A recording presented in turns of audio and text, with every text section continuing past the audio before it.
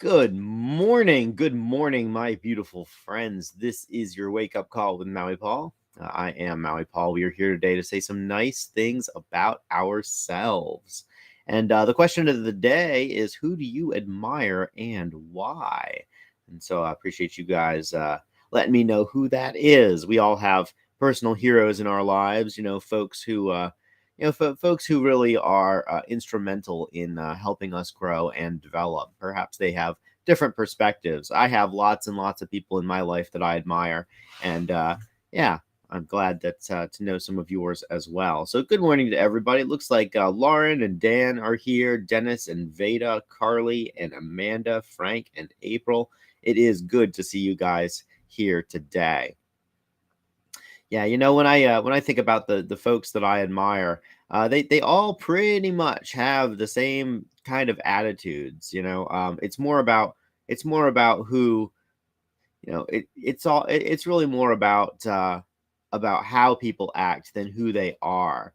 And so it's really good to know, or it's really good to just sort of recognize that the folks that we admire, the folks that we like, the people who inspire us often inspire us because of how they behave, not necessarily because of what they do. I remember that my mom told me when I was really young, we were talking about personal heroes, and she was saying that Robin Hood is her personal hero, or one of them, because he robs from the rich and gives to the poor. And I just thought that was a very interesting thing. As a kid, I was like, of course, I'm not going to judge my mom's personal heroes. As I've gotten older, I think that it's silly to rob from anybody to give to anybody else. But whatever. I have different types of personal heroes. The first of which was probably I really liked. I really valued um, Charlie Munger when I was younger. And Charlie Munger is basically a hedge fund manager, but he's such a down to earth person. So if you if you're familiar with Berkshire Hathaway is Warren Buffett's holding company. Charlie Munger is also the partner in that. Warren Buffett's the flashy guy who is pretty much the face of the company, but Charlie Munger is this much more subdued person, and he has a book called the Almanac of Charlie Munger, or the yeah, and there's just so much wisdom inside of it. And as I have gone through life, I found that I seek out people who are wise, people who have people who understand how to apply their knowledge with discernment. And so it's definitely something that is common in my world. That's just a quality that I seek out. So Brenna Jean admires those with a can-do attitude that can find a way around obstacles. Yeah, you don't have to climb the mountain if you can go over it, right? Actually, Brenna Jean, it reminds me when I was a kid, there was this game called Commander Keen, and one of the very last levels was it was this incredibly difficult, and I found out later, completely impossible level to go through. But you could just go over it. You could just bounce right over this level. It's set inside of this huge mountain. It was called the Mines of Doom or something. And the point was that you would go over the mountain, not that you would go inside of it and try to explore it and attempt to actually navigate that terrible maze, but rather that you would just literally go right over it. And all the clues were in the game prior to that to just tell you, hey, just go completely over this, and then you won't need to worry about going through it. And so going if you can get around an obstacle, it's so much better than trying to navigate through it. Amanda admires her wife. Her strength and dedication to the situation she's currently in is awe-inspiring.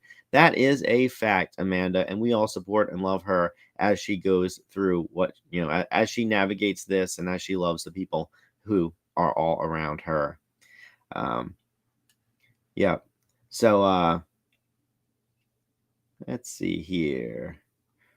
Dennis says, I admire the people at the Valley. They really showed me not to care what others think, how to be more non-judgmental. Yeah, that is absolutely one thing that the Valley community does, is just doesn't we don't really judge. It's very hard to judge people when you realize just how much that you're the same as them. And so much of the judgments that we apply toward people are judgments based on what they wear or what they drive or how much money we think they have or what kind of a career success that they have, and all the ways that we think that they're better than us, and then become jealous of that, and then that sort of turns into judgmental because we get that whole fox with the sour grapes thing. Oh, I can't have it, therefore it must be bad. And so yeah, being non-judgmental is wonderful, and that's so important. um Amanda says, what others think of me is not my business. Mantra is my truth. And indeed it is. I like to say other people's opinions of me are their business and not mine. They can think whatever they want to think of me, and that is their business. All right, guys. So we are going to go through a card today. I'm going to ask you if you are the affirmation on the card, and we're going to respond out loud. I am that affirmation.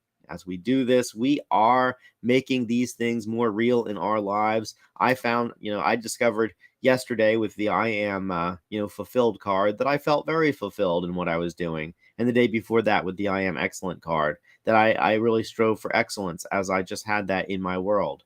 So let's reveal the card for today and say that today I am charming. I am charming. My genuine nature attracts and delights. So I am charming. My genuine nature attracts and delights. Are you charming? You are charming. Your genuine nature attracts and delights. And I am writing that down in the comments. And Shauna beat me to it, and Amanda beat me to it, and Frank beat me to it. But I indeed am charming. Brenda Jean is charming too. We are charming people. Our genuine nature attracts and delights.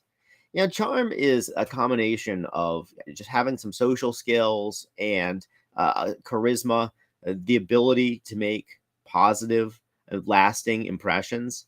And I think that last part is very important, like the ability to make a positive and lasting impression. People don't remember what we do for them, they remember how we make them feel. And so as we go through life and we make people feel good, they're going to remember that. They're going to think that we're charming people. And it's just really important. And so in order to do that, we communicate effectively, and in doing so, we build strong relationships, because I sure do love it when I get communicated with effectively, and I'm sure that you do as well. Charming people have some increased influence, and it's easy to kind of fall into a trap to say, oh, but somebody's good looking and therefore they have increased influence, and that, what a callow point of view that is.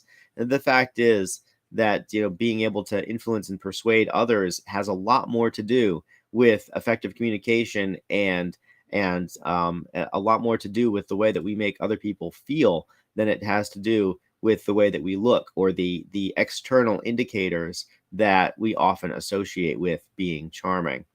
Charm is just one of those things that can increase our networking opportunities. It can increase our social opportunities, and when we are applying it correctly, it just allows other people to abandon in themselves to our strength. I remember yesterday we talked about leadership, and we talked about how we can abandon ourselves to the strengths of others, how we're all leaders in certain parts of our lives, in certain parts of our worlds. And one of the really powerful things that a charming person can accomplish is to be able to resolve conflict, and to really help powerful people come to terms with each other. So I am charming today. You are charming too. And the imagery that I chose for this are just the wildflowers that grow on the side of the road. These flowers are not typically cultivated in gardens. They just pop up on the side of the road, and they provide beauty for us as we pass on by. And that's basically how charm is. As we go through life, and as we continue to have relationships with other people, we just put ourselves out there, and we just be ourselves, and the people who appreciate us will appreciate us. I remember that I used to live in Texas, and Texas has a wildflower season. And so the people will come from all over the country to view the bluebells as they bloom on the highways and byways of Texas.